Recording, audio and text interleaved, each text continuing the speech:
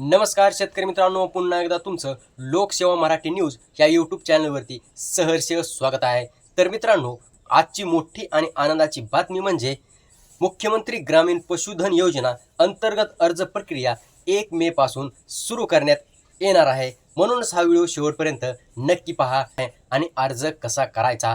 तर मित्रांनो, लगेच पहा, राज्य सरकारने ग्रामीण भागातील शेतकरी आणि पशुपालन यांना आर्थिक बळकटी देण्यासाठी ही योजना सुरू केलेली आहे मित्रांनो।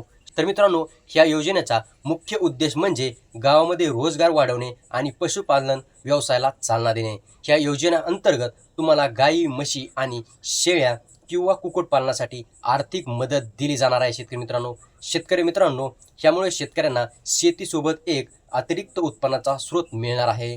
आता पाहूया पात्रता। आता कोण पात्र आहे तर पाहूया।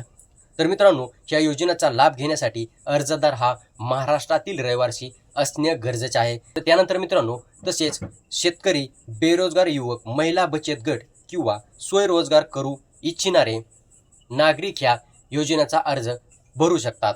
त्यानंतर मित्रांनो, अनुदानाबद्दल बोलायचं झालं तर या योजनेअंतर्गत सरकारकडून मोठ्या प्रमाणात सबसिडी दिली जाणार आहे। वर्गानुसार अनुदानाची टक्केवारी वेगवेगळी असू शकते, त्यामुळे GR मधली माहिती नीट तपासा। तर मित्रांनो, आता अर्ज कसा करायचा तर ही महत्त्वाची माहिती आहे, त्यामुळे व्हिडिओ स्किप करू नका। तर मित्रांनो, अर्ज कसा करायचा तर 1 मे पासून अर्ज प्रक्रिया सुरू होत आहे। तुम्ही तुमच्या जवळच्या ग्रामपंचायत, पंचायत समितीमध्ये किंवा अधिकृत पोर्टलवर जाऊन अर्ज करू शकता। अर्ज करताना आवश्यक कागदपत्रे जसे की आधार कार्ड, रहिवासी दाखला, बँक पासबुक आणि फोटो तयार ठेवा।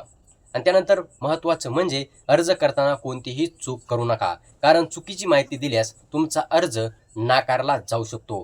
तर मित्रांनो, ही योजना खरंच ग्रामीण भागासाठी खूप फायदेशीर ठरणार आहे आणि ही आतापर्यंत फायदेशीर ठरलेली सुद्धा आहे।